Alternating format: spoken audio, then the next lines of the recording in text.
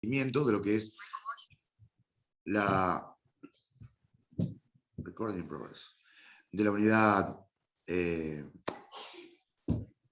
2. ¿Sí? La unidad 2 va a estar encuadrada, ¿sí?, en la competitividad. Ustedes, todos los textos que van a atravesar a la unidad 2, indiferentemente de quién sea el autor, van a estar orientados a la competitividad. Y cómo la competitividad se relaciona directamente con la formación para el trabajo.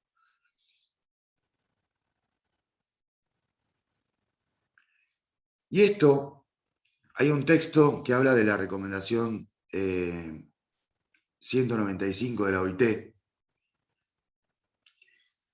Vieron que el texto es largo. Yo les sugiero que busquen la recomendación 195, la googleen, que lean la recomendación, porque la recomendación es corta, no es larga como el texto. Lo que hace el texto, y motivo de su extensión, es explicar las perspectivas o la evolución histórica que llevan a la recomendación 195. Y les va a servir como parámetro para estudiar no solamente esta unidad, sino para anclar esos conocimientos con el resto de las unidades. En su momento, hubo una recomendación anterior, que es la 150 de la OIT, que hablaba sobre la formación.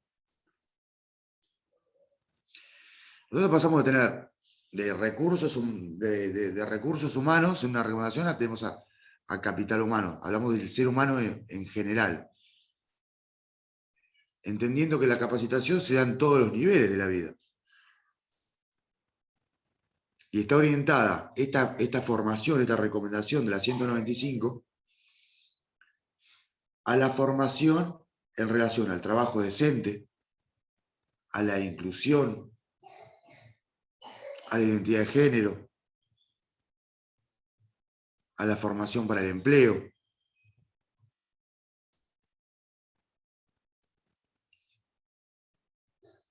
Ustedes fíjense que esta unidad, como decíamos anteriormente, gira en torno a la competitividad, y el primer texto que tiene es el de Coriat, que habla de los desafíos de la... ¿Cómo se llama el texto? ¿Dónde lo tengo por acá? Desafío de la competitividad. Acá hay un cambio de paradigma. ¿Por qué? Porque se pasa de un modelo de producción, organización taylor-fordista a uno post-fordista. Y este cambio se da en un montón de variables, ¿no? Pues se da en los niveles de organización, en cómo la organización antes, esto lo vieron en introducción a las relaciones laborales, bueno, repasando, tocando muy por arriba esto, para ponerlos en sintonía, se pasa de un modelo de organización jerárquica, piramidal, a un modelo de organización horizontal. Se pasa de una producción centrada en el producto a una centrada en las personas. De una producción a gran escala, estandarizada, se producía siempre lo mismo, a una producción donde el cliente demanda qué es lo que quiere. Antes la oferta orientaba la demanda, ahora es la demanda la que orienta la oferta. Se produce lo que pide el cliente. Antes se vendía, el cliente compraba lo que producían las empresas. Y en esto también hay un ciclo de prioridad en cuanto a tecnología y en cuanto a educación, ¿sí? Recordando de que históricamente lo que se hizo fue, con la Organización Científica del Trabajo, fue fraccionar el saber de un solo trabajo en un montón de tareas más sencillas que cualquiera podía acceder. Y en este cualquiera, el acento está puesto en lo que uno necesitaba para ejercer esa tarea. Si cualquiera puede acceder, la tarea es sencilla. Si la tarea es sencilla, ¿Ustedes qué creen? ¿Requiere gran calificación? Y Pregunto. no. Y no, muy bien, Diego, no. Entonces, el cambio de paradigma, ¿sí?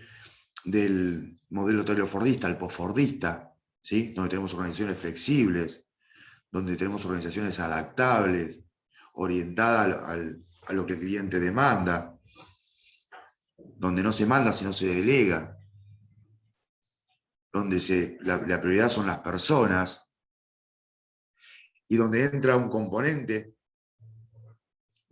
no menos importante, que es la calidad, ¿sí? Que esto nace allá en Japón con el toyotismo, que también lo vieron en la introducción. Entonces, yo requiero calidad para la producción. Voy a necesitar personas que en sus puestos de trabajo sepan lo que están haciendo. Entonces, ahora, ¿voy a requerir calificación? Sí, me dice Diego. Muy bien. Sí, vamos a requerir calificación. Y acá, una pauta importante.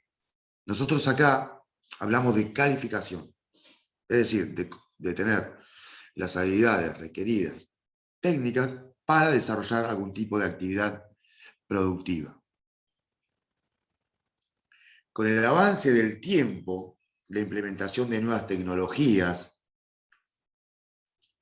la exacerbación de la globalización, el desarrollo exponencial del requerimiento fundamental, inexorable, sine qua non, de la competitividad como requisito fundamental, valga la redundancia, de la subsistencia en el mercado de trabajo, no solo de los trabajadores, sino de las empresas.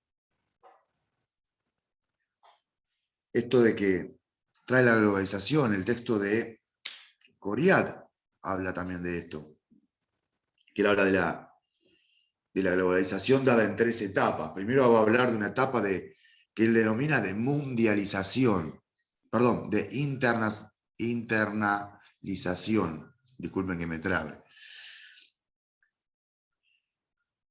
Y en esta etapa de internacionalización,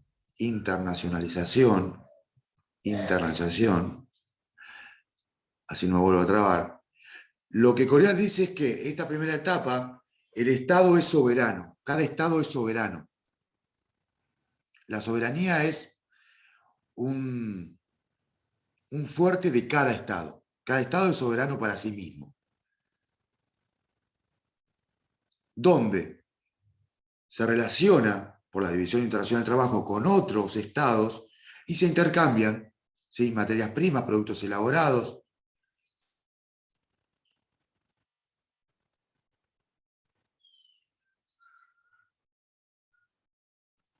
En una primera etapa. Recuerde que la producción cambió también con el cambio de paradigma de la producción centrada en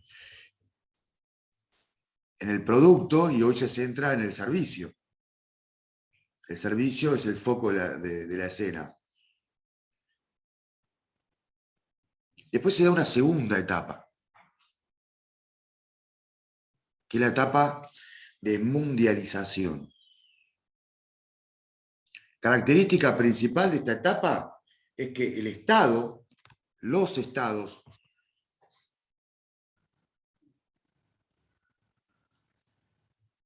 pierden soberanía.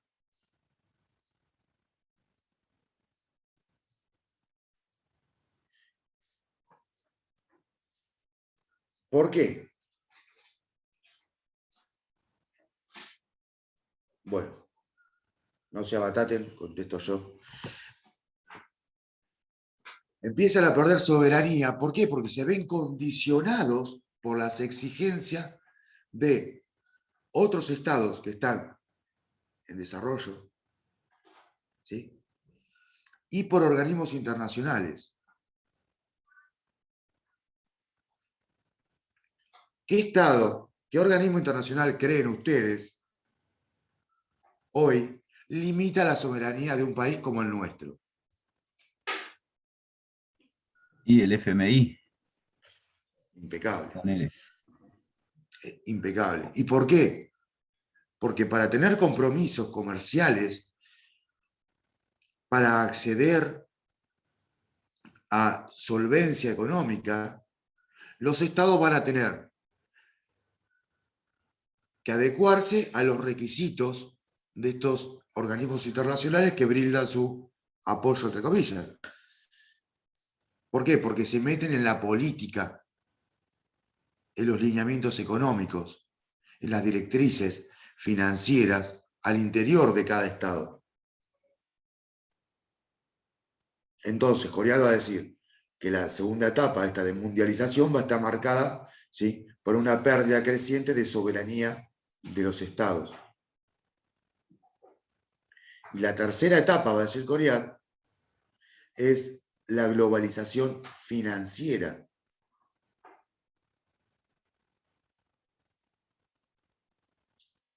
Donde hay un crecimiento exponencial de los grandes grupos económicos, del hacinamiento a nivel mundial, asentamiento, perdón, a nivel mundial, de empresas multinacionales.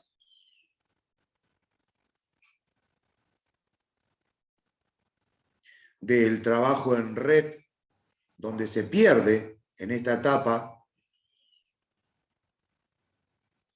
que es importante, el espacio geográfico.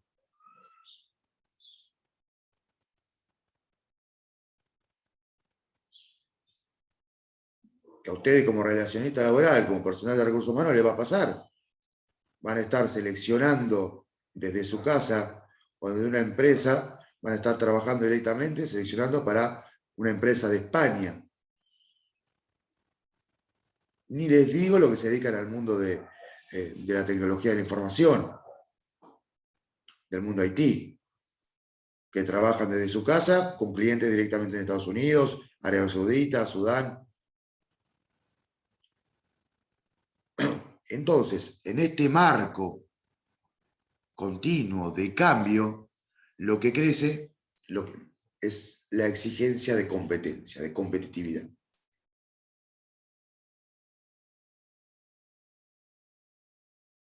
Y hay un pase de recurso humano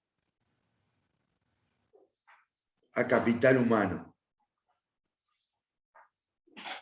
que he explicado con mayor detalle está en el texto de La teoría del capital humano de Lucero. ¿Y cuál es la diferencia? La diferencia básicamente parte de que el recurso humano, ¿sí?, considera a las personas como una herramienta más del sistema, una maquinaria, como el capital, como el dinero.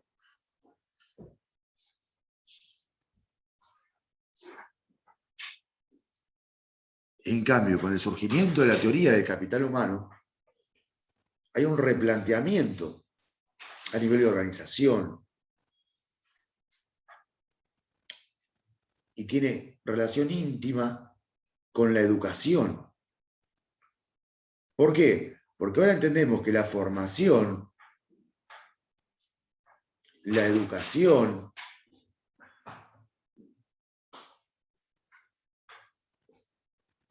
se transforma en un capital que incorporan las personas y llevan consigo.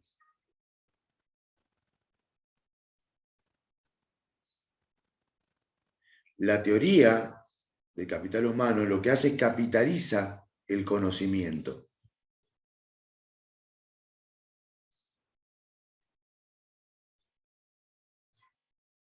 Y pone su eje en el desarrollo de ese conocimiento. Y en el desarrollo de ese conocimiento se exacerban los principios de competencia y competitividad. Esto del individualismo que vieron en sociología del trabajo.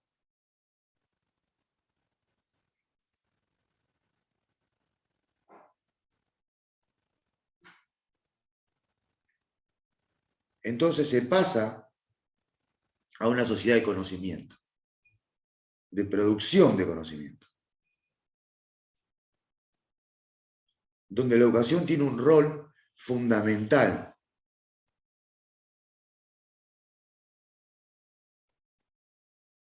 a la hora de educar.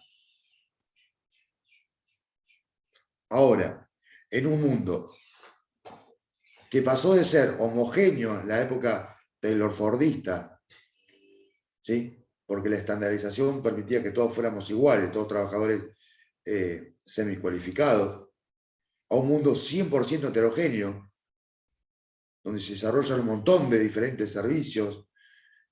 La producción está orientada, como ya dijimos, a las exigencias del cliente, donde se requieren nuevos profesionales cada vez más capacitados.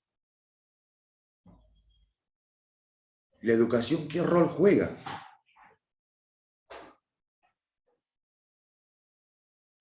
Hay un texto muy interesante que, desde mi perspectiva al menos, porque no es que analiza el país, sino que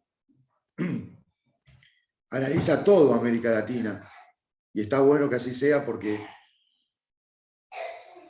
el relacionista laboral, ustedes chicos, compañeros, no trabajan en un mercado local, sino que el ambiente de trabajo está relacionado a nivel global. El texto que está coordinado por Jacinto, si no me equivoco, sí. Jacinto es la coordinadora del texto. Sin embargo, van a encontrar dentro del texto un grupo, un grupo de expertos en la materia, ¿no? Van a tener a Marta Novik, a Guillermo Labarca, van a tener a Daniel Filmus, a María Di Barrola, van a tener un montón de autores que van a tocar junto con la coordinadora, que es Jacinto, todo el tema de educar para qué trabajo.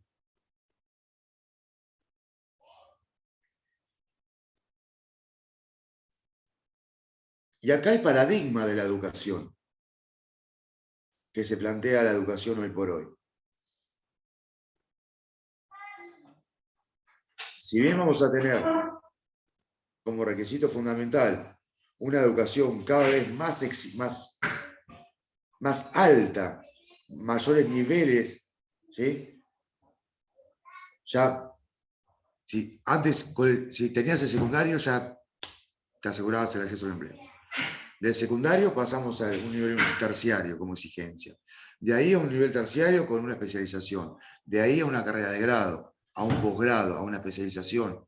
Y cada vez mayor, ¿sí?, la exigencia de la formación continua como requisito sine qua non para permanecer en un marco de competitividad, ser competente individualmente para permanecer dentro del mercado, y esa competencia, la suma de las competencias individuales dentro de una organización hace a la competencia de esa organización. Las organizaciones son competentes, potencian su competitividad, se diferencian unas de otras, ¿sí?, según el nivel, ¿sí?, de formación que tengan sus empleados.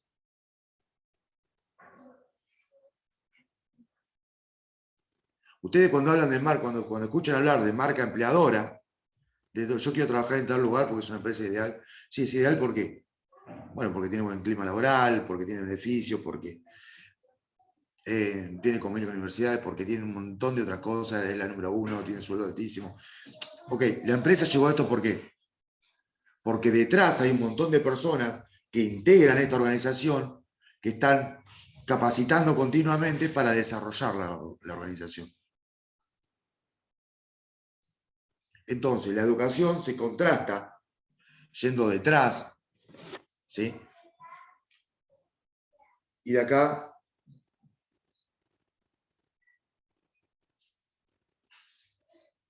a ver, perdón, porque si no avanzo y tengo...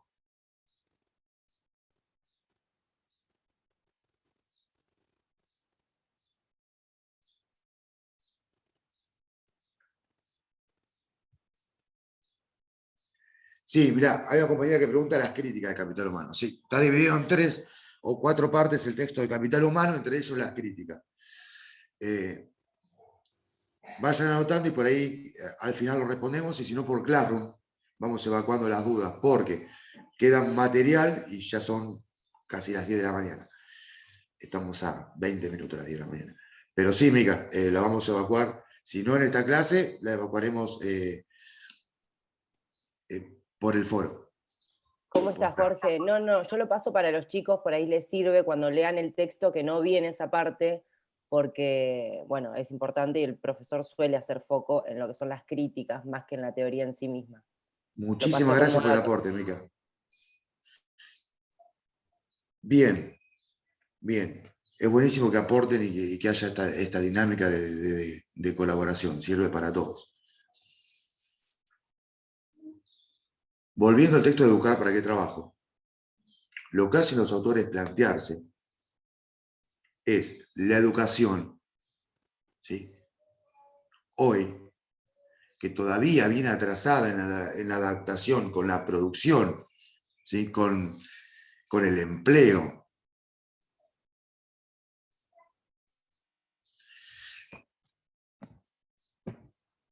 Marta Noy se pregunta ¿para qué trabajo?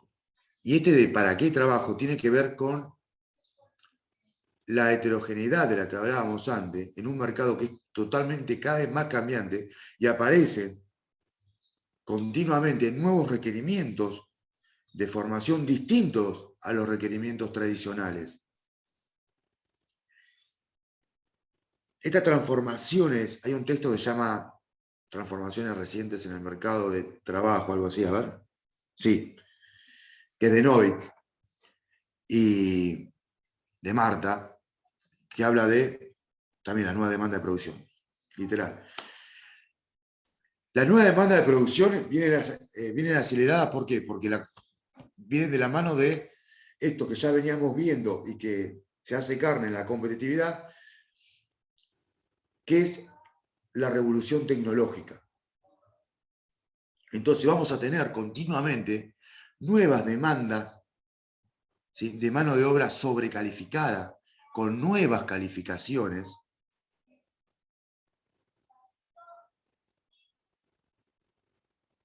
y donde el trabajador tiene que salir a buscar, capacitarse, crear nuevas competencias.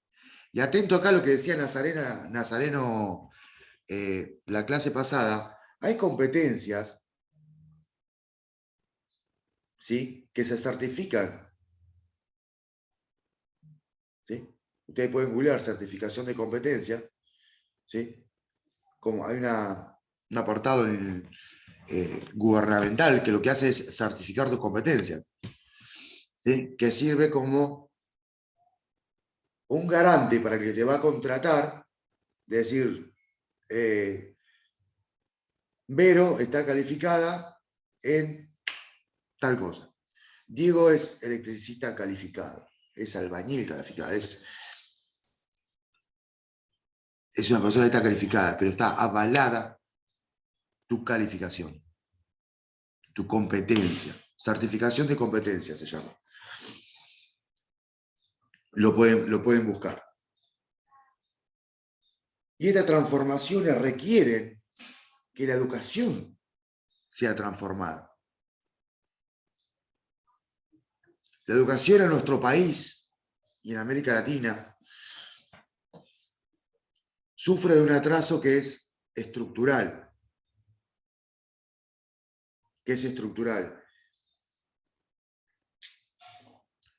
Y chicos, ustedes dirán, sí, siempre estamos atrasados o podemos criticar a la educación. La realidad es que este cambio, este atraso que uno vive, no solo se vive en educación. Nosotros vivimos atrasados en educación, vivimos atrasados en materia de derecho, en el sistema jurídico. ¿Por qué? Por una cuestión lógica. La sociedad, chicos, y el mundo social y las sociedades son dinámicas, están en permanente cambio. El estudio de estos cambios, el comprenderlos, analizarlos y ver lo que la sociedad requiere en materia de educación, en materia de derechos para arreglar nuevas pautas de convivencia social, requiere de un estudio. No sé si escucharon alguna vez, quienes lo tuvieron ayer en Derecho 1, lo han escuchado decir que el derecho va 20 años después. Porque surge el problema de hoy, se estudian y hasta que se estructura la ley que regula esas nuevas pautas de comportamiento, pasan entre 15 y 20 años. La educación es igual. El sistema educativo es igual.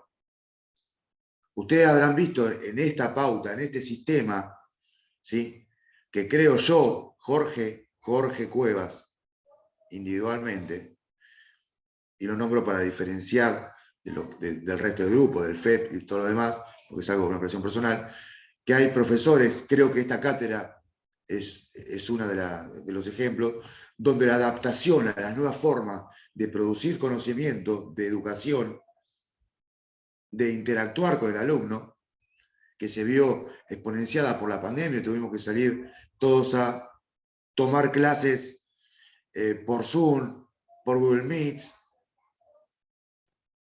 por Teams, que a las nuevas generaciones, a algunas les fue más fácil que otras, a la gente que tiene de 35, 30 y 40 años, por ahí le costó un poquito más. Imagínense ustedes los docentes que vienen dando estas clases hace más de 20, 25 años, detrás de un aula, y donde la tecnología que por ahí más manejan es un mail o un teléfono celular.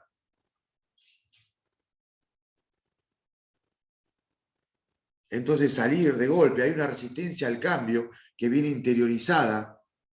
Esto está dentro del texto de Educar para qué trabajo. Hay una resistencia al cambio que viene interiorizada por un arraigamiento de las viejas estructuras, dice el autor, de pensamiento tradicional de la educación.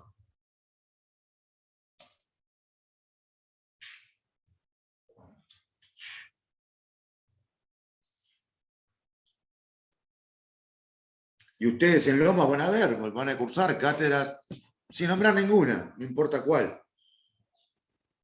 En esta y en las instituciones privadas pasa lo mismo, chicos. Yo soy docente en una institución privada. Y pasa lo mismo. Hay docentes que están tan arraigados a la escuela clásica que hoy pasa como pasan ustedes, que por ahí tienen una clase o no tienen clases, así como estas por Zoom, o suben videos que bajan de algún canal como YouTube que explica esa temática para que ustedes tengan, ni siquiera son videos a veces de las cátedras. No sé si pasa, pero yo lo que cuento es lo que me pasa a mí fuera de la Universidad de Lomas para no tocar sus actividades y no ir contra los docentes, porque bueno, cada uno tiene su modo de adaptarse al cambio. Entonces, no quiero ir contra nadie, sino que pasa en lo general. Esto para mostrar un poco el tema de la estructuración, de la falta de estructuración. Y de acá, relato siguiente, esto de construir un puente entre educación y trabajo.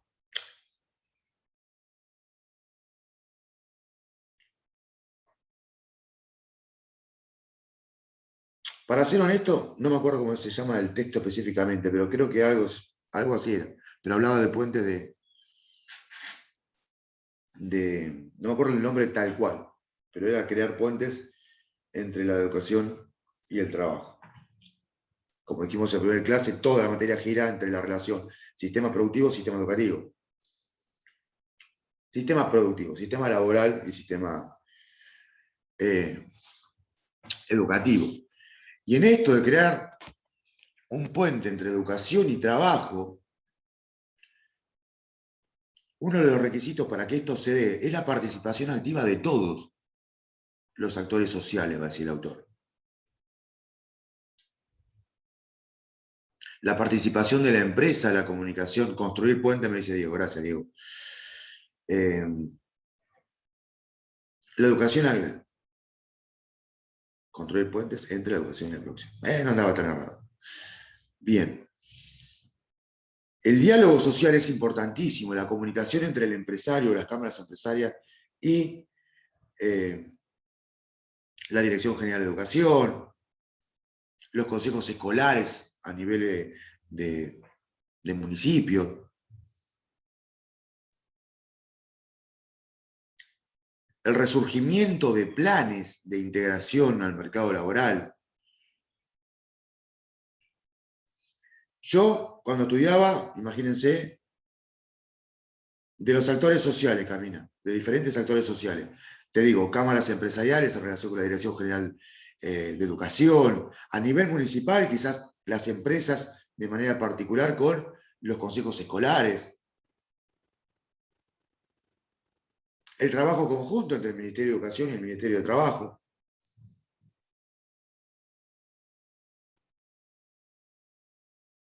Que antes era un solo ministerio, después se cambió, en fin.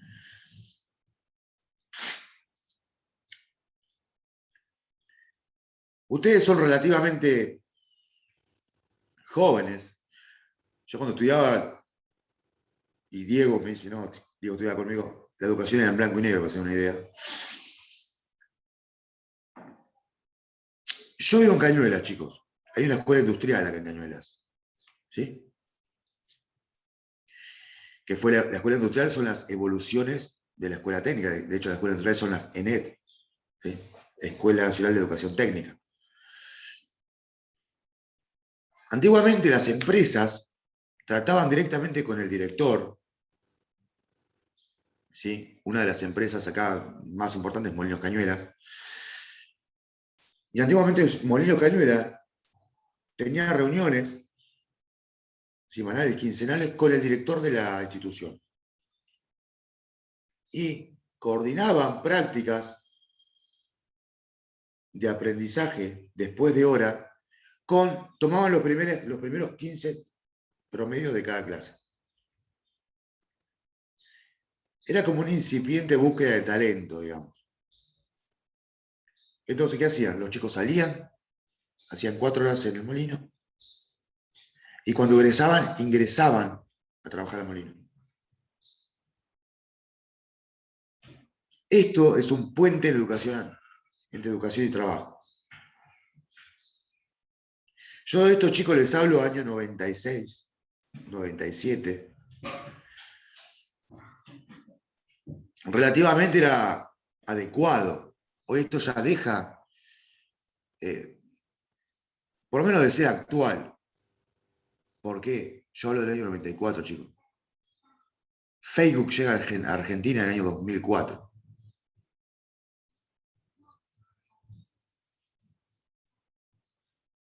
Así que imagínense la diferencia de la revolución tecnológica que se vio en tan poco tiempo. Y de ahí la importancia de construir estos puentes. El diálogo social debe estar dado desde todas las perspectivas, del lado de los trabajadores, estableciendo desde su representante, el actor sindical, los mecanismos de articulación de la educación y el trabajo. De hecho, ustedes cuando vean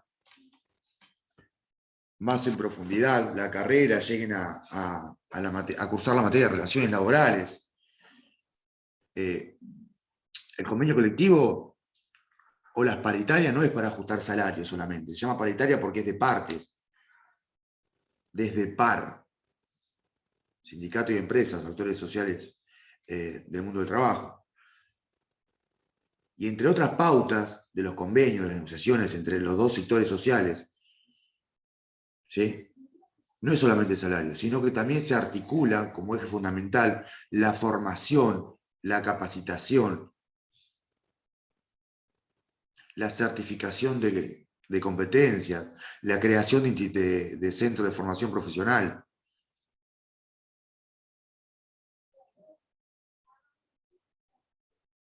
Los centros de formación profesional que proliferaron con la llegada de Perón al poder allá por el 46, fueron el eje, la piedra angular del desarrollo posterior de las escuelas técnicas. Porque la mano de obra con los planes quinquenales de Perón, ¿sí? La falencia que sufría la industrialización primaria, que se llamó, fue la de personal calificado. Esa fue la primera falencia, la primera carencia del sistema.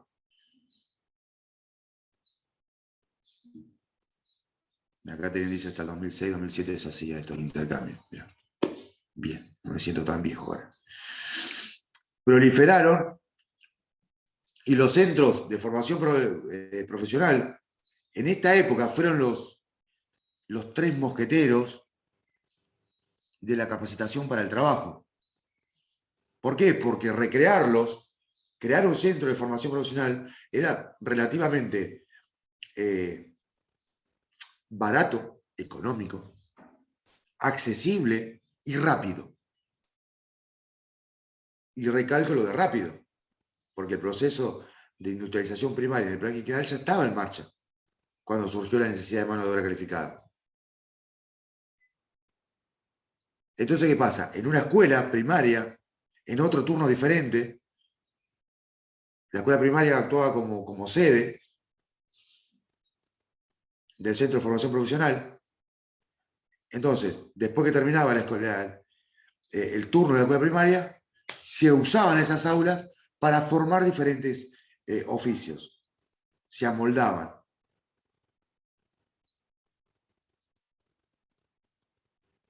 De hecho, la falencia más grande, y de acá la importancia de la educación y de la proliferación que se dio después, la importancia que le dio Perón, y remarco Perón alineado con el amigo Lucero, porque le dio prioridad a algo que estaba reservado para el proletariado, para la élite, que era el acceso a la educación universitaria. El caballo de Troya de Perón fue la creación de la Universidad Obrera, permitiendo el acceso de la clase obrera a la universidad. Sus autoridades eran, decía el estatuto de creación, debían ser personal calificado en las asociaciones sindicales que surgían del gremio.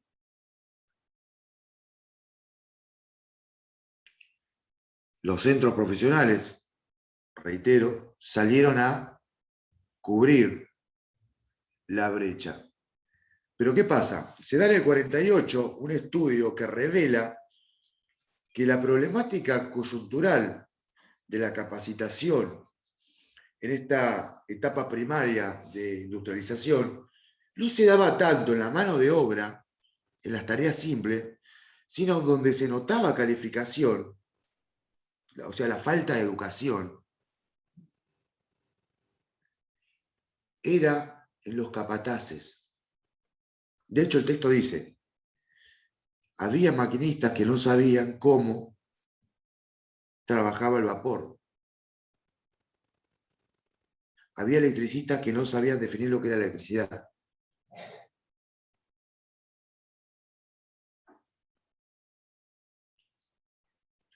Y esto que parece chistoso, ¿sí? No lo es algo que traído a lo cotidiano lo tenemos todos. Yo puedo decir, yo estudio relaciones laborales, estudio formación y capacitación, estudio un curso de... Definime estudio, sin nombrar la palabra estudio. Entonces, dar definiciones a veces, o decir, yo tengo un caballo, tengo una casa, tengo 2 hijos y tengo un perro. Definime tengo sin usar la palabra tengo o sin usar un sinónimo. Es difícil, ¿no? Entonces, se justifica esto de la falta de concepto a veces. Este estudio revela que la falta de capacidades estaba en la cabeza de las organizaciones, en la cabeza de las obras. Y no podía ser suplido sino a través de una educación formal,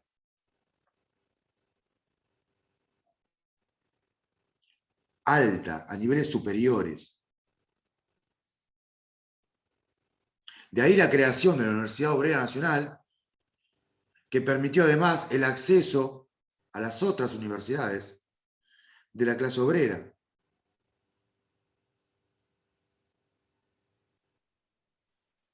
Y hay un pase de calificación a competencia. Calificación es un concepto rígido, va a decir Lucero. Es decir, ¿por qué rígido?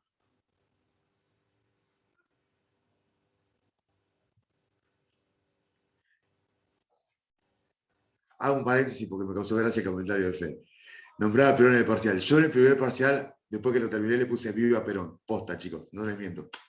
Literal. ¿Sí? Calculo que no fue por eso que me aprobó, pero lo aprobé. Bien.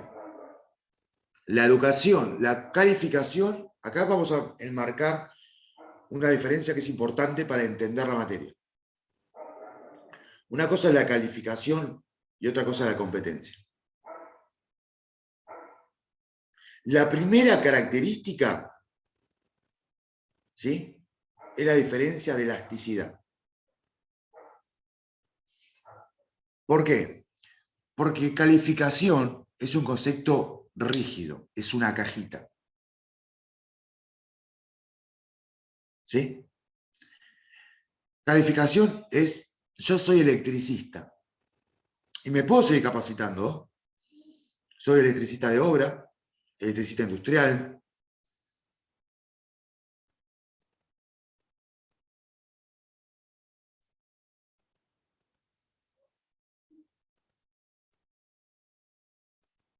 Y requiere la educación continua o la formación continua en mi área de expertise, la electricidad.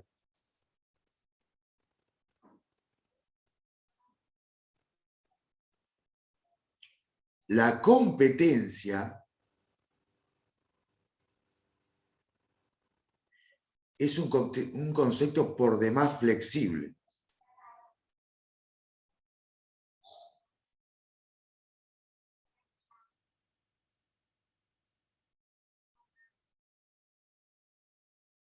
De la competencia se desprenden dos conceptos que pueden servir para ilustrar un poquito el concepto de competencia, que es la polivalencia y la multifuncionalidad.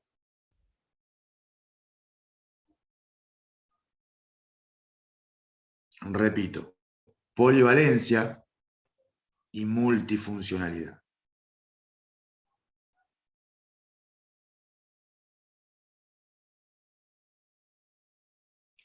La polivalencia es la capacidad, la competencia, la habilidad que tiene un trabajador para hacer varias tareas a la vez dentro de una misma área. ¿Sí? Eso es la polivalencia. Imaginemos una administrativa de recursos humanos o un administrativo de recursos humanos. La polivalencia se da reflejada en la capacidad de esa persona de recursos humanos, administrativa de recursos humanos, de contestar los mails, atender reclamos, entregar elementos de protección personal, revisar legajos, ¿sí? Esto es la polivalencia. La capacidad de hacer varias tareas a la vez dentro de una misma área. La multifuncionalidad es la capacidad de realizar diferentes funciones.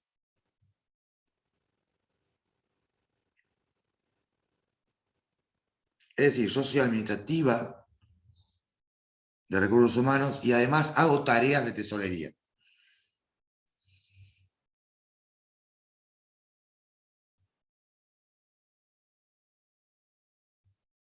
O como soy bueno liquidando sueldos, trabajo acá liquidando sueldos, hago media mañana liquidando sueldos y media mañana soy asistente de finanzas.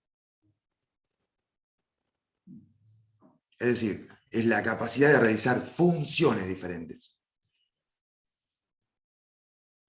Ahora juntemos una persona que puede hacer funciones diferentes, una persona que puede hacer diferentes tareas, de la misma área, estamos hablando de competencia.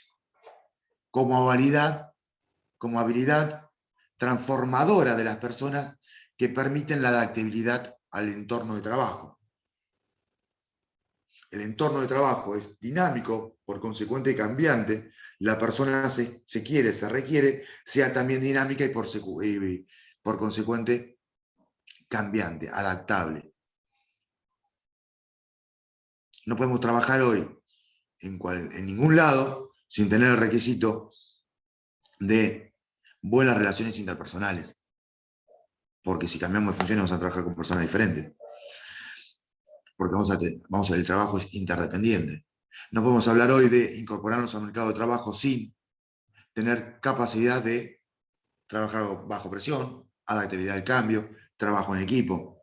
Y todo esto va de la mano de la competencia. Que la competencia de los trabajadores, en sumatoria,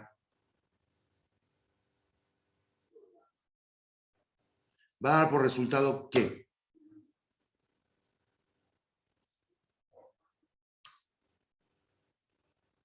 Competitividad. Bien, gracias. La competitividad de la empresa, muy bien. Diego viene, o la apruebo, dijo Diego. Bien, Diego. Va a dar como resultado la competitividad de la empresa. Y cuando más competente, más competitivo, o sea, cada persona dentro de la organización, más competitiva va a ser y más competente va a ser esa organización.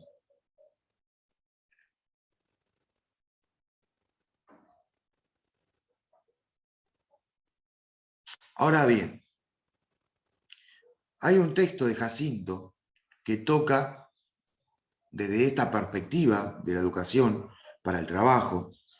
Recuerden que estamos dentro del texto de Educar para qué trabajo, aunque por ahí toquemos lateralmente los otros textos. Tomamos este como eje. Bien. Hay un texto de Jacinto, en Educar para qué trabajo, que habla de la polarización laboral entre los jóvenes. Y creo yo, desde el análisis del texto, esto es algo que tocamos al abrir la puerta de casa. Y me refiero a en la zona de radicación, en la zona de vivencia donde vive cada uno. En el barrio, en la localidad. El trasfondo detrás de la educación. Porque la educación no es un hecho aislado. No hablamos de educación para el trabajo o de tejer los puentes entre el sistema educativo y el sistema productivo como un hecho aislado. Sino que se da dentro de las pautas que bien la recomendación 195 de la OIT que tocamos al principio toca, ¿no? Que son el trabajo decente, la inclusión, el respeto a la diversidad, políticas de empleo, compromiso estatal. No podemos pensar en una educación para el trabajo. No podemos pensar en una educación para mercados laborales cambiantes, en un clima, ¿sí?, de continua incertidumbre económica, donde no hay un proyecto claro de gobierno. Chicos, no estoy contando la realidad, estoy contando en general, en contexto global. No se puede pensar en educación para el trabajo sin tener al menos otros requisitos del cual la mano y el trabajo, el sistema educativo y el sistema productivo van de la mano. Es decir, un modelo de país con un Estado presente, con políticas de empleo, con políticas de formación, con políticas de educación claras, con un mercado económico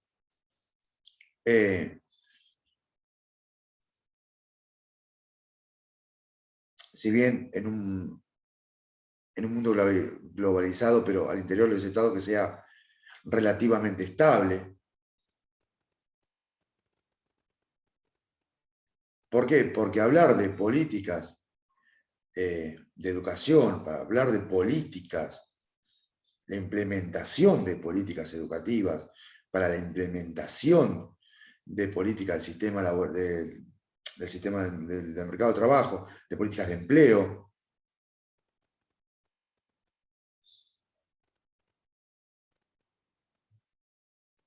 Primero, estos temas deben ser de agenda, deben entrar en la agenda política. Los temas que entran en la agenda son aquellos por los que puja la sociedad, que le hacen tanto ruido al gobierno que los pone en agenda y le da tratativa de manera priorizante. Si yo no tengo para comer, chicos, yo voy a salir a reclamar por mejora tecnológica en la educación o por un plato de comida en la mesa, por un trabajo de lo que sea, así sea magíster en relaciones laborales, doctorado en Derecho, pero si no tengo recursos, no tengo un cliente porque no me puede pagar, agarro un remis, voy al albañil, lo que sea. Entonces se desdibuja la relación sistema educativo con sistema productivo. Mercado laboral, sistema educativo. Y en los jóvenes se nota la brecha. Se nota la brecha en la tasa de deserción educativa, en el descenso de la tasa de inscripción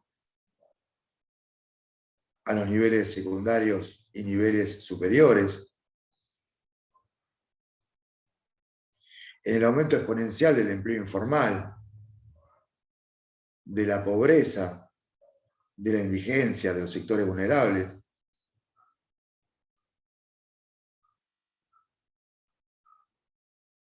En el empleo no registrado.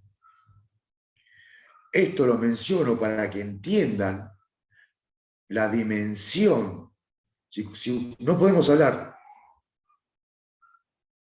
leo títulos, mercado de trabajo, nuevas demandas de producción, mercado de trabajo cambiante, inserción laboral, desafío de la competitividad, globalización.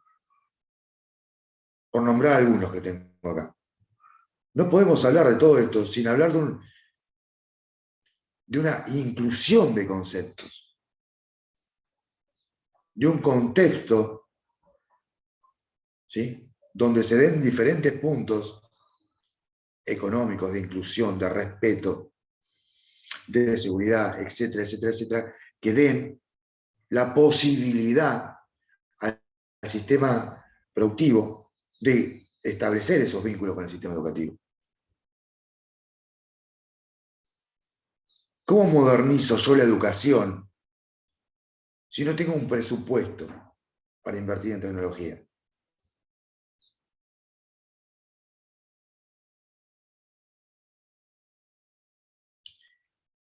¿De qué manera capacito si no tengo un presupuesto a los docentes, ¿no? Si no tengo un presupuesto para ello? Y de ahí, chicos, para abajo. La tasa de crecimiento poblacional no coincide con la tasa de aumento de la creación de instituciones de educación. Y esto, lo que tenemos familia, tengamos o no tengamos hijos, lo vemos cuando anotaste, sí, pero vos sabés que me quedó en la lista de espera. Y fui a los 3 jardines y los 3 me quedaron en lista de espera. Y el más chiquito mío entró porque es hermano de lo que ya tenía el nene más grande. Y los cupos de ingresos son siempre los mismos. Faltan crear aulas, faltan crear espacio de infraestructura, chicos, desarrollo de nuevos centros. Estas son las falencias, ¿sí?, de los que en este Estado, cuando habla del rol del Estado, ¿sí?, que ahora no tengo el título a mano, pero está en el texto. ¿Cuál es el rol del Estado? ¿Qué papel juega el Estado?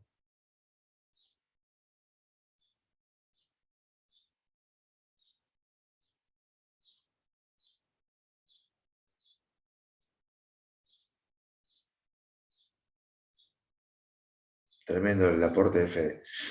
Bien. Y en este marco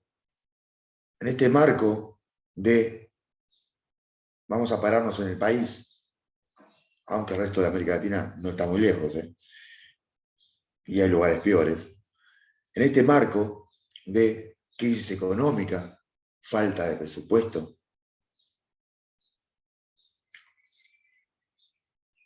en este marco de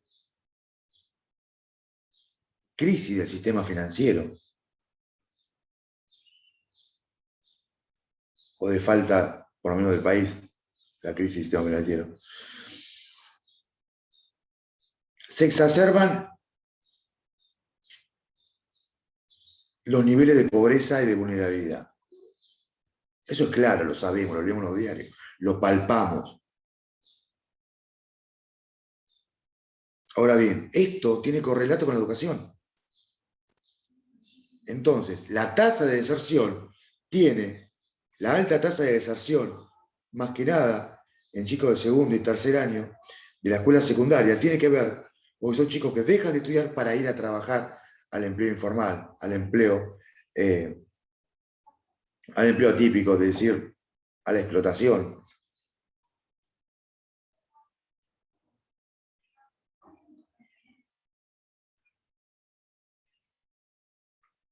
Que de ninguna manera contribuye a tener una sociedad del conocimiento. Porque en vez de ir aumentando el conocimiento social, lo que hacemos es disminuirlo e ir incrementando los índices de ignorancia. Si le suena muy fuerte, muy chocante, bueno, los índices de falta de educación.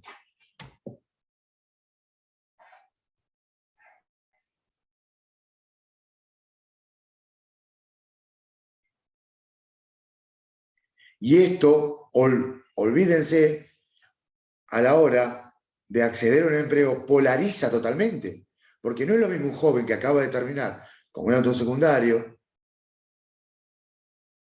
que ya tiene sentido en la mano, que empezó una carrera, o se está capacitando en algo, que ese joven de 14, 15 años que no tiene ni siquiera el secundario, que hoy tiene 18, hace 3 años que trabaja, y ni siquiera tiene el título secundario en la mano, ni la educación formal básica. Sus posibilidades de acceso al empleo van a ser totalmente diferentes. Por eso el texto habla de polarización de la inserción laboral en los jóvenes.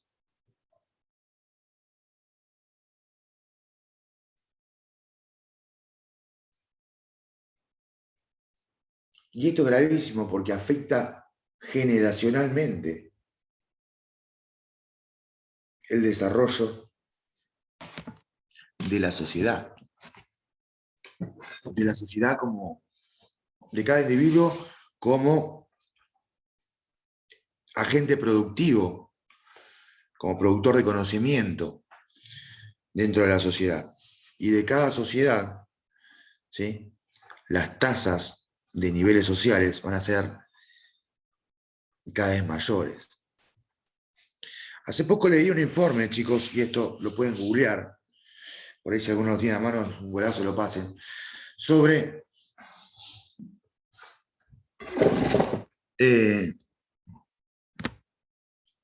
la crisis coyuntural en Latinoamérica y en los países subdesarrollados a nivel de pobreza, ¿no? Y hablan de economía. Entonces, este índice, ¿qué hace? Desarrolla, ¿sí? Latinoamérica siempre en el foco. Desarrolla todos los problemas coyunturales. Porque Latinoamérica viene atrasada, porque no se permite el desarrollo por los pueblos, por los populismos, por las dictaduras, porque la crisis económica, la falta de inserción, el aprovechamiento. Nada, le dan ganas de decir, che, ya está, no lo leo más, basta, no me digas más nada. Ahora bien, plantean una solución, la proponen esta gente experta en la materia. ¿Cuál es la educación? Ya está, me pisé solo. La solución, la educación. Pero la educación, dice el informe, es el eje fundamental para el desarrollo productivo, para el desarrollo económico, para el paso de nivel de país subdesarrollado a emergente, a país desarrollado o potencia. La educación es la que marca el desarrollo y la competitividad de un país. Y se lo hago así con montoncito.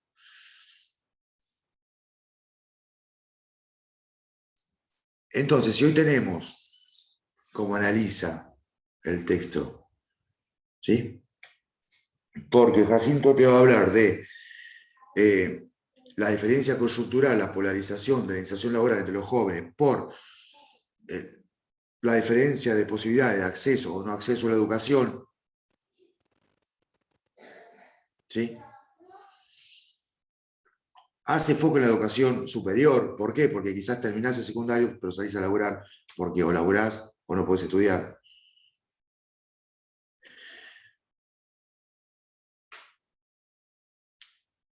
Y si bien hace foco en esta polarización, habla del rol del Estado. No olvidemos que si hablamos de relación del sistema productivo, sistema educativo, todo se da al marco, ¿sí?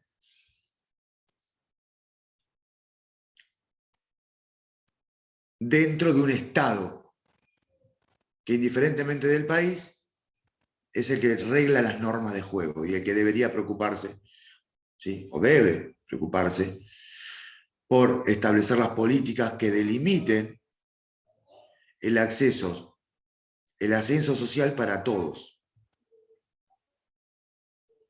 Porque la educación, ¿sí?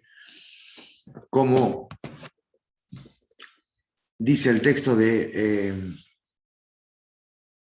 la teoría del capital humano y el texto de Educar para qué trabajo de Filmus, habla de eso también. La educación es un promotor de ascenso social, chicos.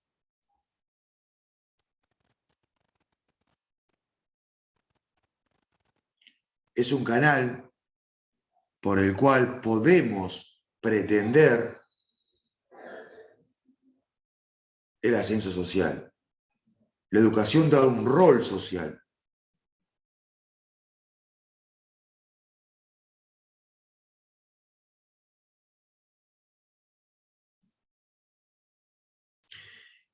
Y esto se palpa en el día a día, en dichos de comunes. ¿Qué querés si no sabe ni hablar? Ni la primaria terminó este. ¿Qué querés si vive de joven? Ni el secundario terminó. ¿Qué podés esperar si no razona? No lee, no puede, con esa gente no puede hablar. Y no lo digo yo, chicos, lo dicen los políticos en los discursos. Todo esto que parece como dicho popular, se nombra, lo dicen, vean entrevistas, escuchen, los políticos mismos lo dicen. La gente que nos gobierna, chicos, y que nos viene gobernando desde que Argentina es Argentina. Entonces, si nosotros ya de por sí estamos polarizando, ¿sí? Separándonos socialmente entre aquellos quienes tienen acceso a la educación y entre aquellos que no lo tienen, y el problema está no en el Estado, ¿sí? Como dice el texto, el Estado termina bifurcando responsabilidades. ¿Por qué? Porque pasa de yo debo a vos debes. No es mi obligación, es tu derecho. Si vos no te formás es porque vos no querés.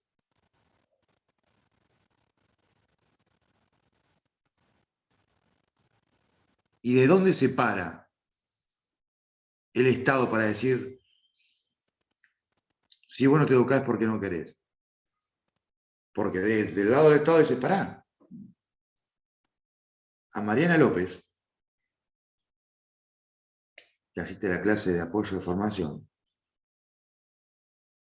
terminó el secundario, ¿y qué me va a decir? Que no podía estudiar si tiene escuela pública, no tiene que pagar una cuota, no tiene que pagar una matrícula mensual.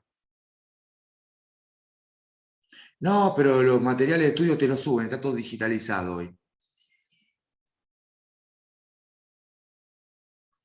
¿No está digitalizado? Tenemos el FEP, que te imprime lo que sea. Son unas máquinas de impresión. En cualquier momento trabajan por el Banco Central. Así que tenés apoyo del FEP. Entonces, Mariana López no puede decir que no puede estudiar. Ahora bien,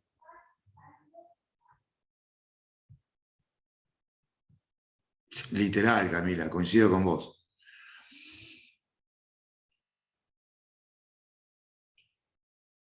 Ahora bien, Mariana, dijo, yo quiero estudiar, quiero ser alguien. Quiero tener acceso a mejorar mi calidad de vida. ¿Qué pasa? Yo alquilo, soy madre soltera, tengo una criatura y yo para ir a la facultad, no ahora por la virtualidad, pero para ir a la facultad yo necesito por una niñera. Para pagarla tengo que trabajar. ¿En qué momento yo, en condición extrema de vulnerabilidad, puedo tener acceso a la educación? Si yo no tengo para comprar un sachet de leche para mi hijo, ¿cómo voy a comprar un cuaderno de apuntes?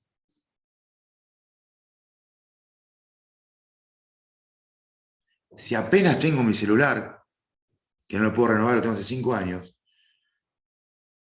que hay un montón de aplicaciones que no tienen memoria y lo que sea, ¿cómo pretende la virtualidad que yo curse por Zoom y lea desde acá, de esta pantallita de mi Nokia 1100? Profesor muy nuevo, le digo, chicos, el Nokia 1100 es un teléfono redondito así, que tiene una pantallita redonda, chiquitita, y nos matamos para intentar hacer algo.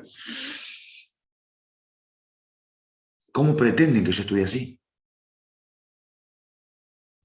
A quienes tienen acceso a la educación, que no están en el sector vulnerable, o lo estamos, pero medianamente podemos tener un acceso a cursar virtualmente, porque tenemos acceso a un teléfono que tiene las capacidades, o a una notebook, o a una PC de escritorio, que tenemos servicios de internet, chicos,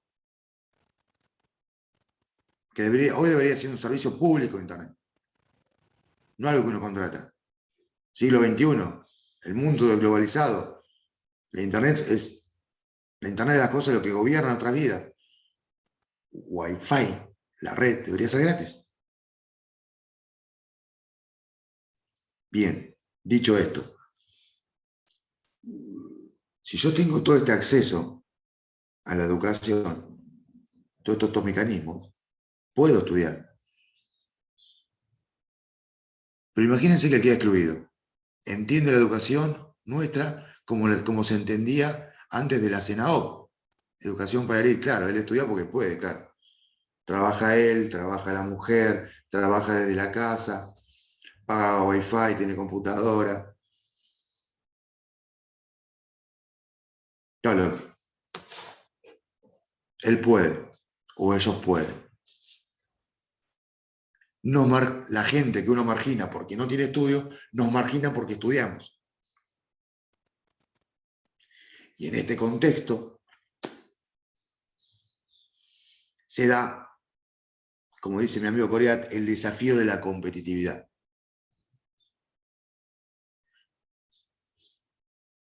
Que como dice Coriat, no existís si no sos competente. Búsquelo en YouTube. Busquen coreano en YouTube. Porque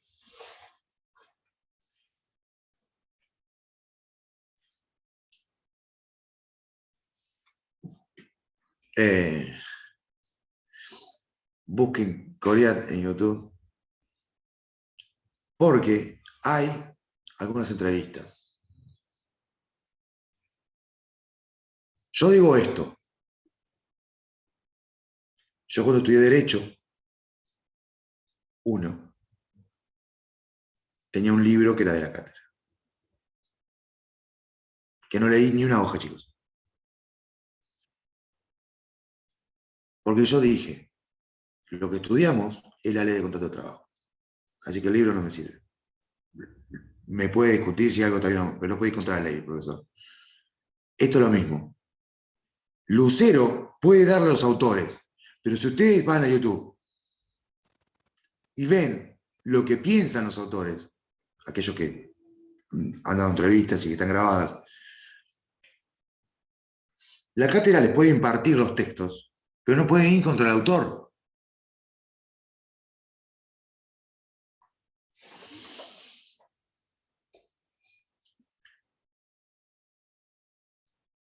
En la competitividad se va a dar la competencia. ¿Sí? Van a estudiar en las unidades que vienen, si ya, yo me mantengo actualizado igual que ustedes, voy clase a clase, preparándola, pero la van a estudiar a Martalles. La diosa de la competencia, como le digo yo. Y ustedes, chicos, pueden hacer locuras como la que hice yo y chocarse con un mundo que es accesible o seguir sumido en los textos de papel del Paleolítico pensando que es lo que lo va a sacar del problema. Yo cuando me tocó cursar formación y capacitación tuve que trabajar sobre los textos de Martalles. Chicos, busqué Martalles en LinkedIn. Había una Martalles. Y por el perfil parecía que era ella. De Calarrota le escribí, con toda la educación del mundo, para ver si podía hacerle una pregunta, diciéndole que estaba estudiando. ¿Qué creen que pasó?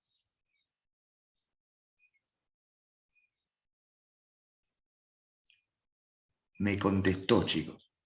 Me contestó, me mandó mail.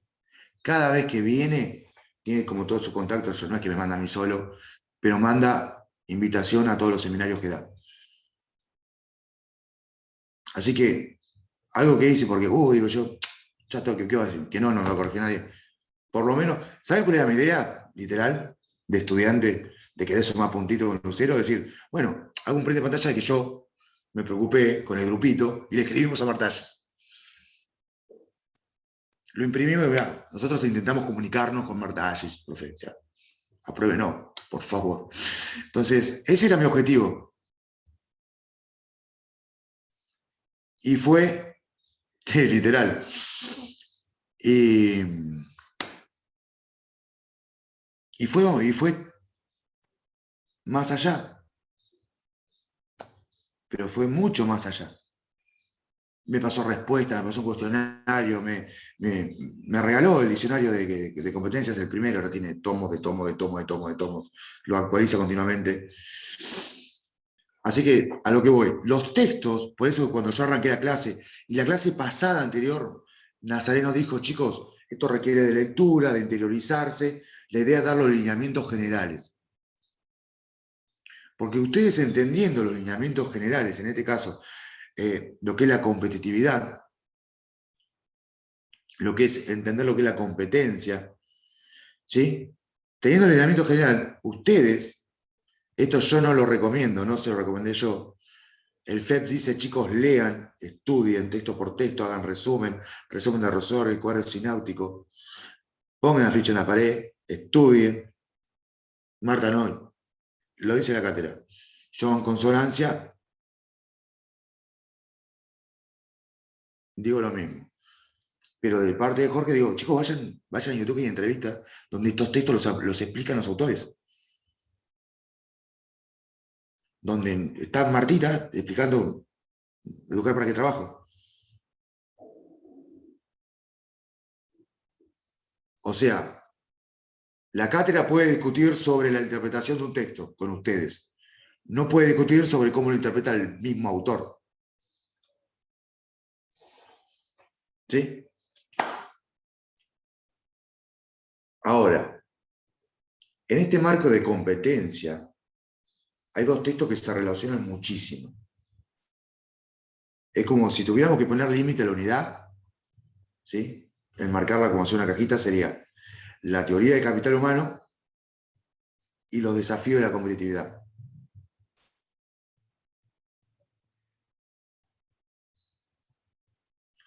¿Por qué? El desafío de la competitividad, va a decir Corial, no es un desafío personal, es un desafío a nivel de interior de los estados, de buscar calificar continuamente al personal, educarlo y crear nuevos canales de educación. ¿Esto está en la agenda política hoy? ¿Ustedes qué creen? Alguien que lea los diarios. Que no sea Diego.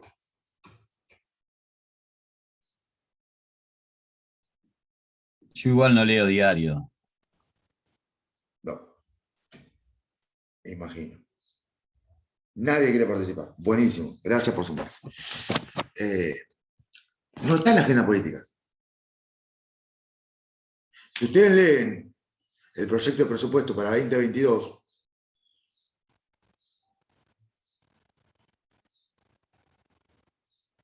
Camila piensa y participa, por lo menos a través del chat, que para mí es un montón, ya, si no se nota, se hace muy frío esta interacción. Yo tengo una sola cara acá adelante, que es la de Diego, después tengo un montón de cámara parada o alguna foto. Un espectáculo allá. Si Dos ustedes ven el caras, allá atrás lo tenés al indio. literal, lo acabo de ver. Camila Álvarez dice, puede ser que están, pero que en realidad no lo hace. La realidad es que la educación, chicos, ha sufrido una paliza tras otra a nivel presupuestario. Del color que se pinte. Si hoy el gobierno estableciera para 2022 un presupuesto de un bolazo, chicos, un bolazo, supongámosle un 10% del PBI, cuando cada punto vale aproximadamente 400.000 millones, una cosa así.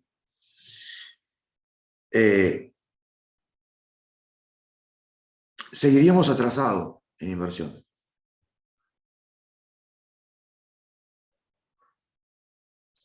Tuvo en periodo la educación para el trabajo, la implementación de tecnología, el surgimiento de nuevos espacios educativos, tuvo un auge con el gobierno de estos Kirchner en 2003-2007. ¿Sí? Que algo de esto después se continuó. Por eso el gobierno de Kirchner es un gobierno que fue histórico. Histórico. A ver, chicos, no te. Baja línea, no bajo línea. Puede haber sido Néstor Kirchner como Jorge Núñez, como Diego Hipton, como Cecilia, no importa el nombre atrás de la aparición de este modelo. En este caso fue Néstor Kirchner, puede haber sido cualquier otro. Lo importante, históricamente, radica, ¿sí?, en la implantación de un modelo. Se rompe con una estructura liberal o neoliberal de muchos años, que venía arrastrando a Argentina de los 70, 80, desde la crisis del petróleo, desde Martínez de Oz. Lejos, chicos, lejos. Acá hay gente que todavía no ha nacido. Gente, muy lejos. Hasta el despilfarro que estalló en la crisis del 2001. el plan de pérdida de convertibilidad y todo eso. Se rompe. La importancia del gobierno de Néstor Kirchner fue la ruptura del modelo, el retorno a un estado intervencionista, a un estado de bienestar, un estado protector. Mica, éxitos, suerte. Buscá en YouTube, haceme caso. Bien. Ese es el modelo. Ahí empieza a tener, o sea, la importancia del modelo radica en esto. Y empieza a intervenir un montón de áreas que fueron olvidadas o relegadas. Los 90, chicos, esto está en los textos de formación para el trabajo, en los 90 proliferaron tremendamente las instituciones privadas. Cada 2 cuadras nacía una privada. Centro de Estudio Jorge Cuevas, Centro de Educación Superior Jessica Ferrer. Y todos los días nacían en detrimento de la escuela pública. Pero ¿qué pasa? Tenía consonancia con el modelo, se privatizó todo. ¿Por qué? La justificación era que las instituciones del Estado, las instituciones públicas, no eran funcionales al sistema, eran una porquería, no servían. Y lo privado era lindo, lo público era feo. ¿Qué se hizo? Con esta justificación se privatizó lo público. Caso Aerolínea, caso Entel, se privatizó lo público. Y la educación sufrió la misma transformación. Proliferaron todas las instituciones, los institutos privados. Y se metió continuamente sobre la escuela pública.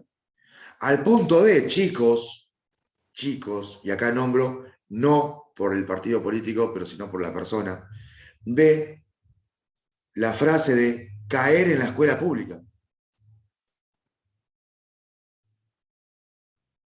Como algo malo, como menoscabo al ser humano, caer en la escuela pública.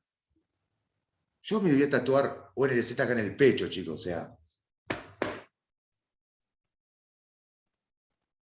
Voy a salir a velar con la campera de egresados, tipo cuando va al secundario, egresado UNLZ.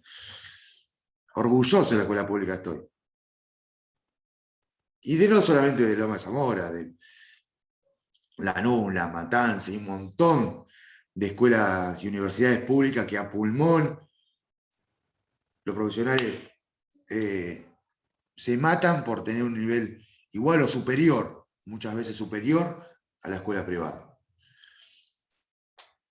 Pero esta es la importancia del modelo, el retorno a darle valor a la escuela privada, a la escuela pública. El retorno de la inversión. Es decir, hay tantos puntos del PBI destinados a educación. Queremos colegios, inauguremos jardines. Al inaugurar un jardín estás cortando una brecha generacional de pobreza. Significa que si vos tenés 1000 chicos y tenés un jardín, hay 970 chicos que se quedan sin educación. Sin educación no van a tener acceso al empleo. A un empleo digno, un empleo de calidad. Independiente o dependiente del trabajo. Sin ese acceso, sin esas posibilidades, van a estar por debajo del salario básico, del mínimo vital y móvil, que asegura la Constitución, el artículo 14 dice. Y estando esos, van a ser sectores vulnerables, de pobreza. Ahora, si yo creo jardines, lo que estoy haciendo es cortar la brecha generacional de pobreza.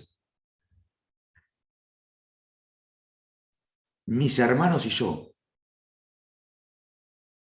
somos la primera generación de universitarios en mi familia. Ni mis padres ni mis abuelos.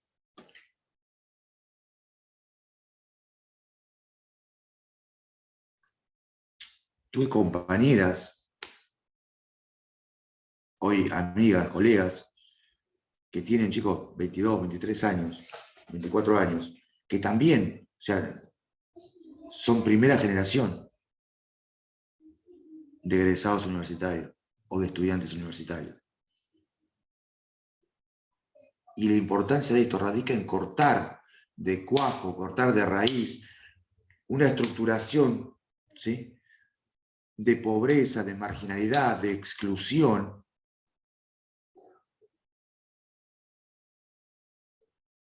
que son los males que se comen al país.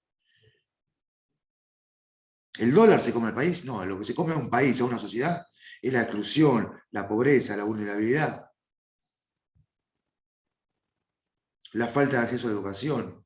Todo parte del acceso a la educación.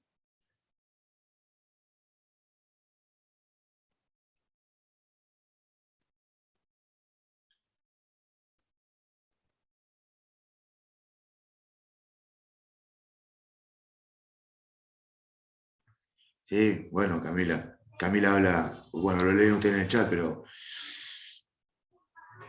Callejero dice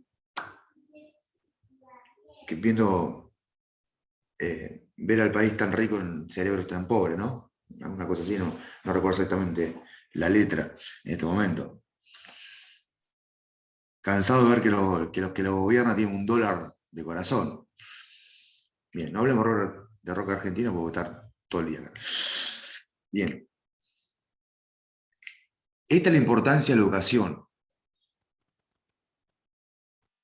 asociada con la competitividad.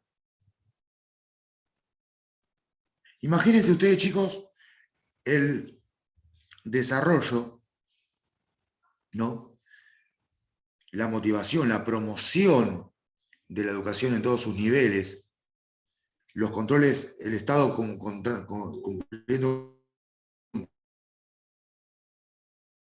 un rol de contralor, de fiscalizador del acceso a la educación, dando solvencia donde se necesita.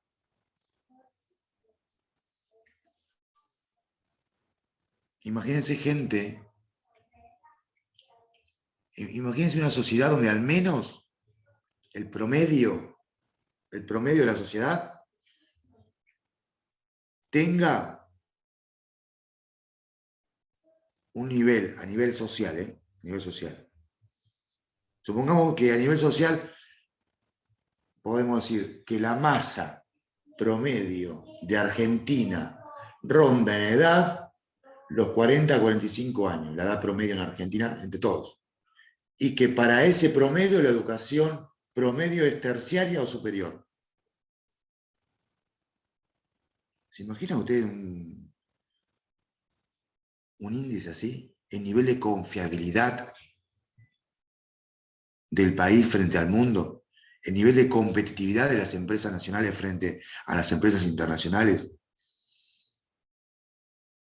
la prioridad que se le daría al país para la inversión, para el desarrollo productivo.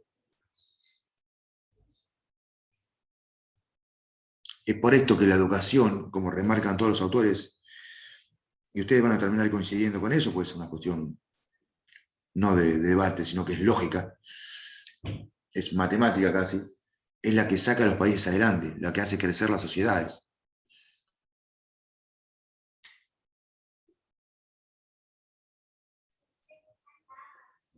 El rock nacional también dice, la ignorancia es funcional al gobierno.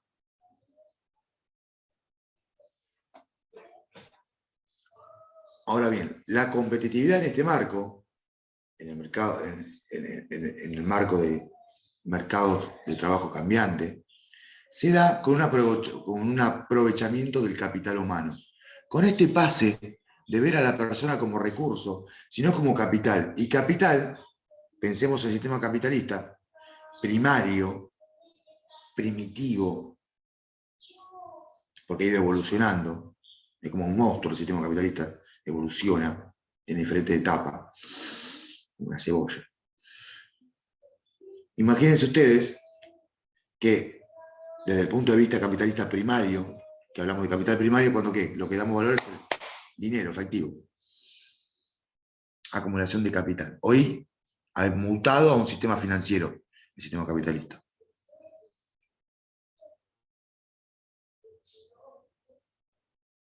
Fusiones, acciones, etcétera, etcétera, etcétera. Bien, imagínense qué importante que consideren el mundo capitalista a las personas como un capital. ¿Por qué? Porque significa que primero que le dan importancia.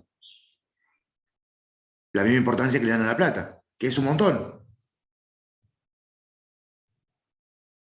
Segundo, porque es acumulable. Acá la importancia radica en la acumulación de conocimiento. No se puede hablar de una sociedad de conocimiento de la cual hoy el mundo es testigo y vive, indiferentemente el adelanto o atraso de la educación según el sector geográfico, sin una acumulación continua de ese conocimiento, sin un refuerzo continuo de la estructuración, de la reestructuración, renovación, tecnologización del sistema educativo y su vínculo estrecho con el sistema productivo o con el mercado laboral. ¿Se entiende la importancia del capital humano?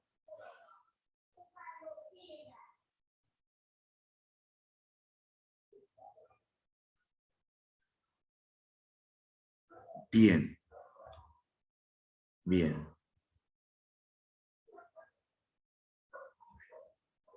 Bien. Ahora, quedando nada, 10 minutos, y yo ya hablé un montón, me parece.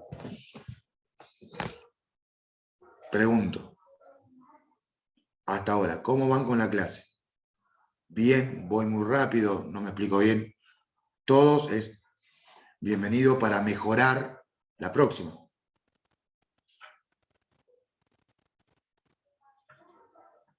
Se pueden abatatar y hablar, chicos, si quieren, ¿eh? Que acá estamos para que ustedes aprueben. Hago intervención. Es la primera vez que voy a hablar. Quería decir, es muy claro lo que decís, se entiende muchísimo mejor. Esta es la tercera vez que voy a hacer esta materia. La primera se me perdió el examen y no me dejaron recuperar. La segunda vez tuve que dejar a mitad de camino porque fue virtual y la verdad que era horrible hacerla virtual. Y ¿Se te bueno, perdió o te perdieron el examen? me perdieron el examen. ¿Y no te dejaron? No me dejaron recuperar porque justamente era el recuperatorio. Es Argentina esto. Así que bueno, ahora estamos. Esta es la vencida, digo ya, ahora la tengo que aprobar. ¿Sí? Literal, no quiero entrar en lo bíblico, pero con fe. Con fe, sí, sí, tal cual. Para eso Y con estamos. respecto a lo que es la educación, yo creo que se apunta mucho sí a la educación y la falta ¿no? de inversión, pero muchas veces también pasa de que los docentes también como que se resisten un poco, porque estaban diciendo como que querían hacer unas evaluaciones periódicas y como que se estaban oponiendo a eso también, ¿no? Para la calidad también se necesita que los docentes se preparen constantemente, ¿no? Mirá, te voy a dar un ejemplo. No para defender al docente, sino un ejemplo palpable, actual y personal.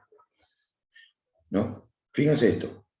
Un docente, ¿sí? Que recién empieza en docencia, ¿sí? Que al que le pagan por hora, le dan tantas horas. Hoy está un docente público en 600 y pico de pesos, 650 pesos a la hora, aproximadamente. ¿Sí? Hay quienes están un poquito por debajo, un poquito por arriba, pero más o menos ahí arrancando la docencia, están en esa plata. En la educación privada, está en 2.000 la hora.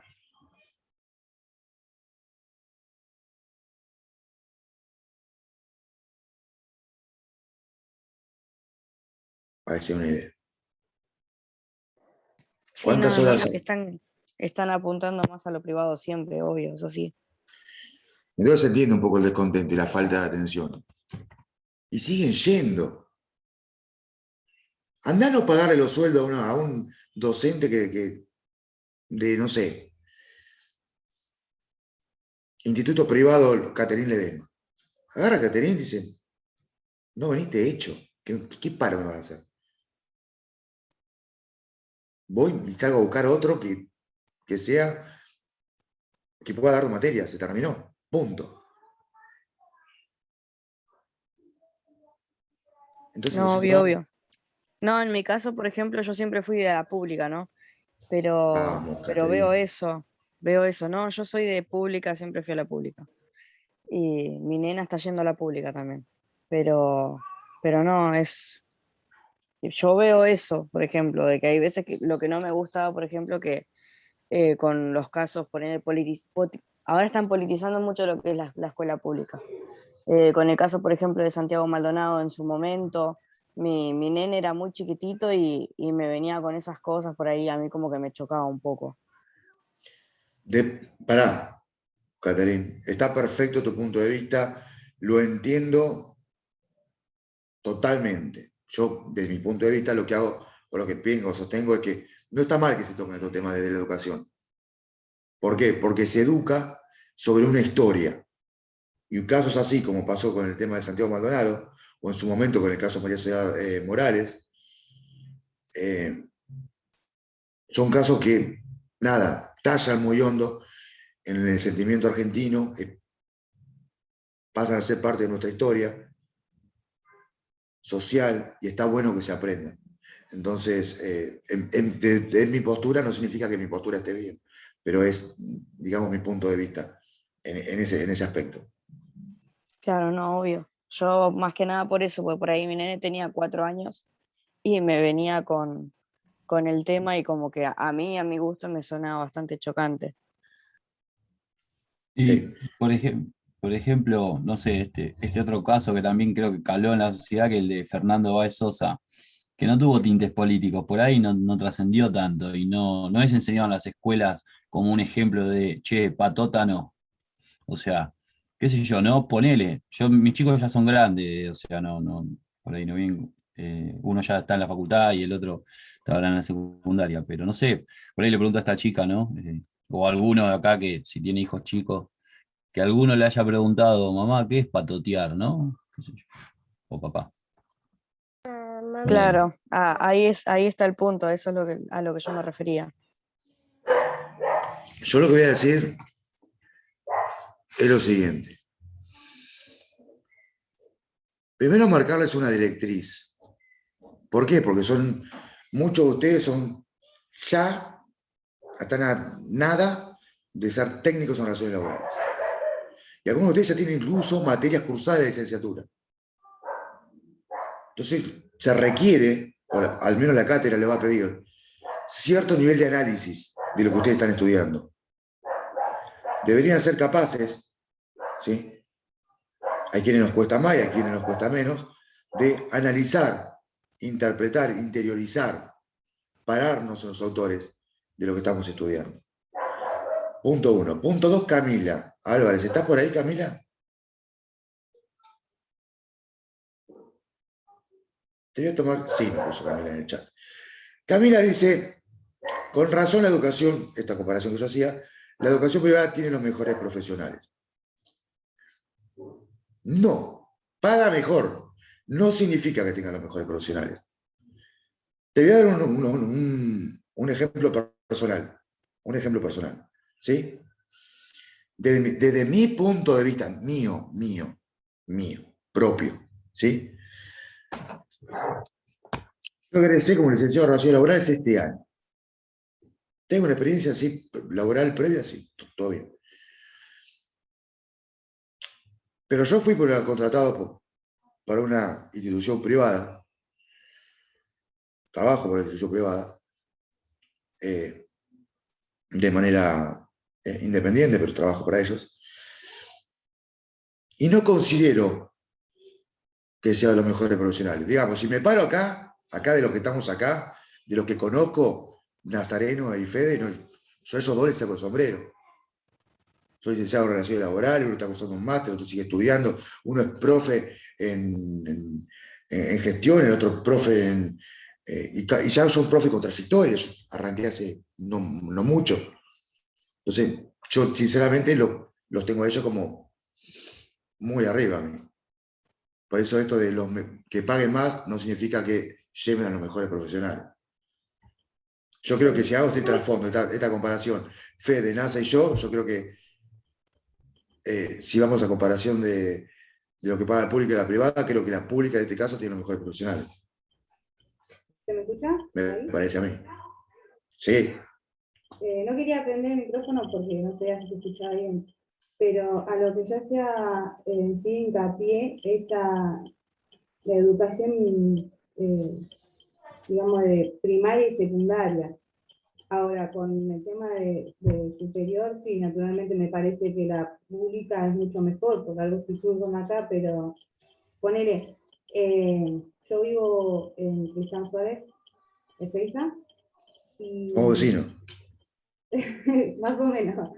Y por acá, la verdad que las escuelas públicas, ya de inicio de jardín, dejan mucho que desear, y es lamentable, naturalmente, porque nosotros apuntamos a una mejor educación pública, pero bueno, acá se ve eso, que si querés tener una buena base para poder entender o estar bien colocado en la universidad, si fuiste a una pública, se te va a recomplicar. Literal. Yo, desde mi punto de vista, tengo 2 sobrinos de la misma edad, 10 y 11 años. Uno estudia en la Estrada, donde estudian mis hijos, y mi hermana, la que vive en el campo, lo manda a un instituto privado. Hicieron un test nivelatorio a nivel regional y, no te digo mi sobrino público, tengo mi sobrino público y mi sobrino privado. Mi sobrino público, no te digo él en particular, pero tuvo mejor puntaje, como 6, 7 puntos arriba, la escuela pública que de la escuela privada, a nivel primario.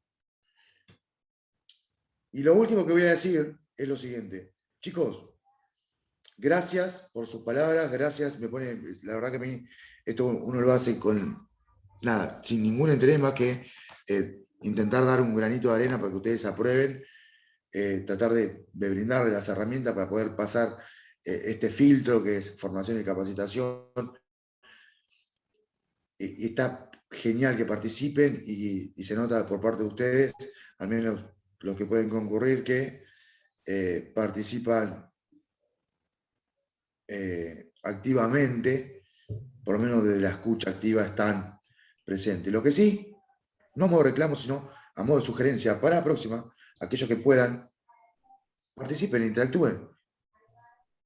A mí no me hace nada que me pregunten una duda, los chicos Nazareno, Fede, están para evacuar lo que yo tampoco sepa contestar, así que nada, siendo las 11, gracias por asistir, y a menos que alguno tenga alguna duda, pregunta, sugerencia, reclamo, inquietud, nos vemos el próximo sábado.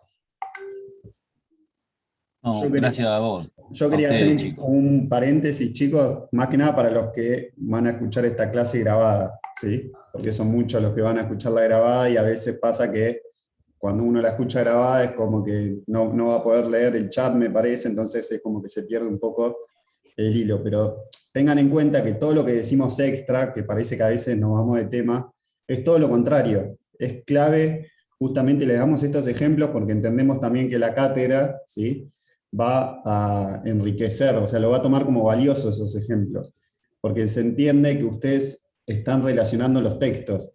Entiendan que esta materia la tienen que ver de manera íntegra, ¿sí? Que no lo van a tener que ver como otras en donde, bueno, este texto lo analizo de forma individual y pongo solamente lo de este texto. O sea, la cátedra no va a querer eso, ¿sí? Va a querer que ustedes lo relacionen, que vuelvan al presente, ¿sí? Que se queden también con lo histórico, ¿sí? Que hagan toda una relación íntegra y con ejemplos. Es clave eso, son los datos y detalles que le podemos dar a ustedes para que les sea útil para el parcial y bueno, al momento del final muchísimo más, porque si es oral, ahí van a poder explayarse muchísimo más, ¿sí? Así que tengan en cuenta estos consejos que les damos, ¿sí? Y es una materia justamente que lamentamos que también no se dicte, porque genera el debate constante, ¿sí? O sea, lo que pasó acá en una simple clase de apoyo es el debate constante, y cada uno tiene su opinión con respecto a la educación, que está perfecto que así sea, pero entre todos podemos construir una idea, ¿sí? Así que bueno, piénsenlo en ese sentido. Más que nada esto que estoy diciendo va dirigido a los que lo van a escuchar de forma grabada, digamos, asincrónica. Gracias, Fede, por el aporte. De todas maneras, no sé, pero yo cuando grabo en mis clases, en los cursos, se me graba también el chat. Tendrías que fijarte por ahí, Fede, quizás como para sumarlo o agregarlo estaría bueno. Sí, ahora después lo pongo ahí en clase.